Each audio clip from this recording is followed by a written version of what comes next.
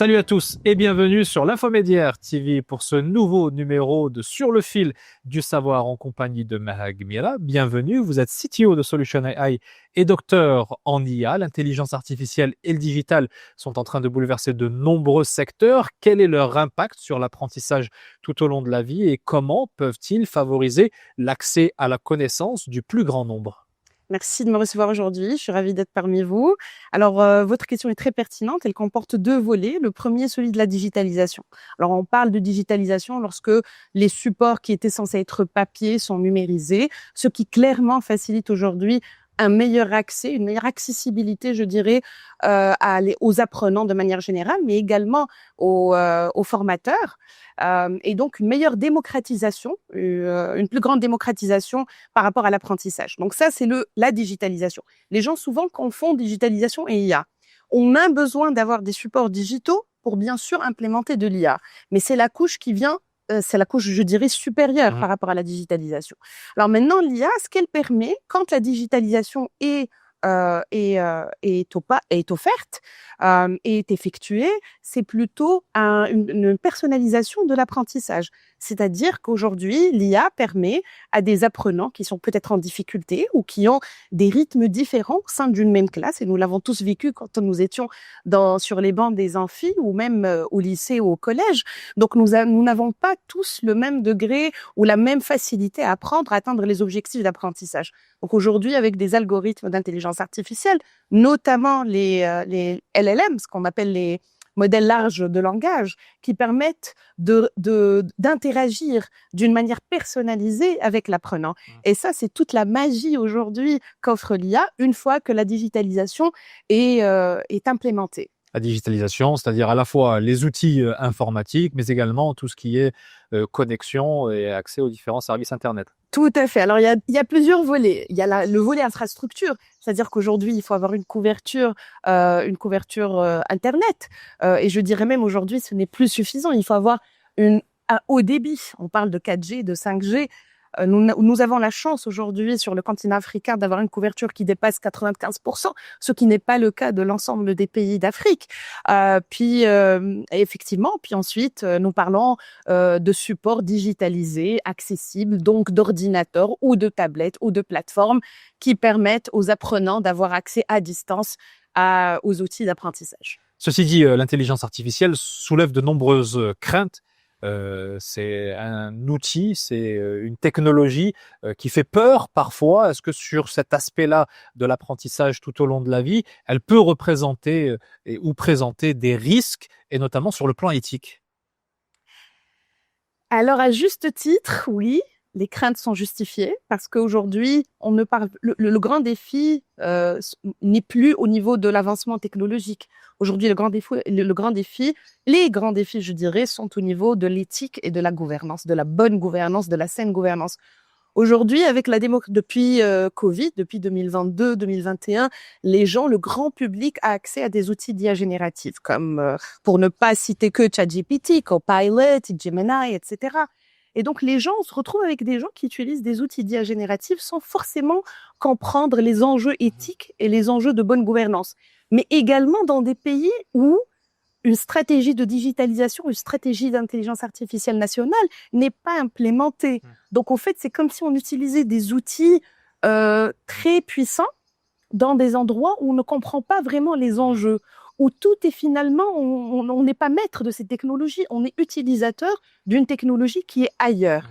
Et donc, autant je suis grande supportrice des nouvelles technologies, autant je mets un big warning à ce qu'on pourrait éventuellement perdre comme enjeu éthique et comme enjeu de gouvernance si on n'est pas bien préparé. Alors comment faire pour que justement l'IA joue ce rôle en faveur notamment du continent dans les prochaines années afin de disposer d'un système d'apprentissage qui soit à la fois innovant mais aussi inclusif et adapté aux réalités continentales?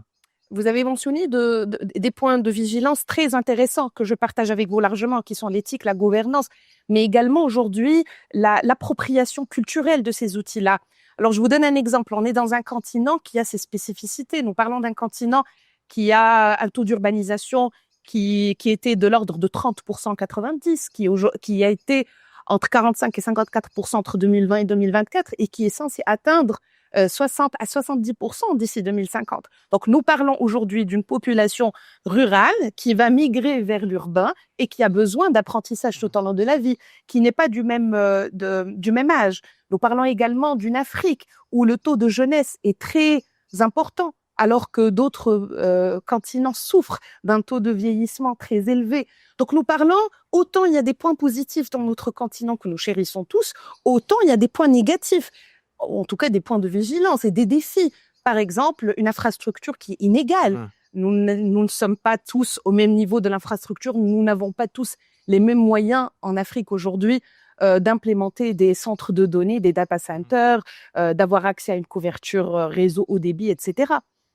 Et donc, il y a des solutions intermédiaires qui sont de l'ordre des Fab Labs, des structures, une infrastructure, je dirais, hybride, pas modeste, mais hybride, une connexion avec d'autres pays, donc une appropriation culturelle. Avant, vous savez, nous parlions de université centrique, c'est-à-dire que c'était le nom de l'université qui rayonnait. Aujourd'hui, nous parlons d'apprenant centrique, c'est-à-dire que tout l'apprentissage se fait autour de l'apprenant. Nous parlions également de importation du savoir. Et aujourd'hui, non, nous parlons de création de savoir. Justement, sur cet aspect-là, je rappelle que vous êtes CTO d'une société spécialisée dans l'intelligence artificielle. Est-ce que vous voyez émerger actuellement, ou peut-être dans un futur proche, de nouveaux modes d'apprentissage? Oui, clairement, aujourd'hui, contrairement à ce qu'on vivait avant, c'est-à-dire où le nom de l'institution était important, où c'était le diplôme qui était important, aujourd'hui, c'est l'apprenant qui est au centre de l'apprentissage. Nous parlions également comme j'imagine vous-même et moi-même, de notre génération, nous avions l'éducation dans le sens américain, c'est-à-dire dans le sens de être diplômé, et par la suite, il y avait le travail. Aujourd'hui, nous ne parlons plus de ça. Aujourd'hui, des institutions comme celle où nous sommes aujourd'hui encouragent l'apprentissage tout au long de la vie, en raison, mais ils ont bien raison, parce qu'en raison de l'évolution très rapide des nouvelles technologies, nous ne pouvons pas rester sur des apprentissages d'il y a 30 ans, 40 ans, reçus dans des bancs d'université. Donc, beaucoup de choses ont changé. Clairement, aujourd'hui, la première technologie que moi, je trouve très salutaire est en faveur de la technologie. La deuxième, ce sont les modèles qui se basent uniquement sur le langage, qui interagissent par la voix. Et donc, pour des personnes qui sont en difficulté, qui ne savent pas écrire, peut-être qu'ils sont analphabètes, donc c'est un apprentissage qui est clairement en leur faveur. Donc, nous parlons de beaucoup d'algorithmes, de types de technologies IA qui sont en faveur d'un apprentissage durant toute la vie et qui facilitent la personnalisation du parcours. Je garde un très bon souvenir d'une entreprise américaine à l'époque qui générait des examens et des devoirs en fonction du niveau d'évolution de chaque étudiant. Donc, imaginez-vous que nous sommes dans une classe d'enfants ou d'apprenants de manière générale, parce que l'apprentissage n'a pas d'âge. Et donc, d'apprenants, supposons 20 apprenants, et nous avons 20 façons d'arriver à un objectif, peu importe le temps, et nous n'avons pas la même examination, les mêmes examens à la fin du cours. Donc cette technologie, l'intelligence artificielle, elle permet de proposer des solutions sur mesure. Ceci étant, le recours à l'intelligence artificielle ne risque pas d'amplifier la fracture numérique. Pour être honnête, oui. Si nous avions une fracture numérique, on va avoir une fracture d'intelligence artificielle. Mais si nous avions mitigé la fracture numérique, nous n'aurions pas de problème. Aujourd'hui, la question ne se pose pas, vous le savez. Je pense qu'il y a un faux débat autour de l'intelligence artificielle. Il ne faut pas craindre cette technologie. Elle est déjà dans nos foyers, elle est dans nos téléphones, elle est avec nos enfants, elle est avec nous-mêmes. Donc, je pense que c'est à nous de sensibiliser justement. Il y a un très grand effort au niveau de la société civile à faire et au niveau professionnel également, au sein des entreprises et des organisations, de sensibiliser et de former. Le mot-clé, c'est la formation. Au-delà de ces outils, peut-être des solutions que vous pourriez partager avec nous et qui s'avèrent très efficaces sur le plan de l'éducation et de l'apprentissage tout au long de la vie et basées sur l'intelligence artificielle. Alors, il y a beaucoup de solutions que nous offrons chez Solution AI au niveau de l'éducation, de l'apprentissage de manière générale. C'est de l'analyse de données selon l'apprenti et on évolue selon sa manière d'apprendre jusqu'à atteindre un objectif donné. Nous avons également des solutions dans la génération de contenu pédagogique et nous avons travaillé avec le ministère de l'Éducation nationale au Maroc sur cette problématique-là avec grand succès. Donc, l'idée est de générer du contenu pédagogique évolutif. C'est pas un contenu pédagogique que nous avons pendant 10 ans, mais c'est un contenu qui évolue selon les besoins et bien sûr l'évolution des technologies et du contenu pédagogique. Et puis par la suite, nous avons des solutions qui sont plus adaptées aux entreprises plutôt qu'aux mondes de l'éducation. Effectivement, parce que l'apprentissage se fait aussi au sein de l'entreprise et c'est là notamment parmi les responsabilités sociales Tout à fait. des chefs d'entreprise et des sociétés vis-à-vis de leurs collaborateurs et de leurs salariés. Une dernière question, Mahag Mira, sur le conseil que vous donneriez aux formateurs, aux éducateurs, à l'ensemble de l'écosystème pour qu'ils s'approprient ces outils, ces nouvelles technologies et qu'ils les intègrent en bonne et due forme dans leur pratique pédagogique. Excellente question pour finir cette belle entrevue. Je dirais qu'il ne s'agit pas de faire le focus sur l'apprenant ou le formateur, mais c'est un écosystème parce que finalement, ce changement-là, cette transformation, le mot choisi est transformation, ne peut être réussi que si nous faisons une transformation de l'ensemble de l'écosystème. Apprenant, apprenti et écosystème, c'est-à-dire l'école ou les centres de formation, mais également la société civile.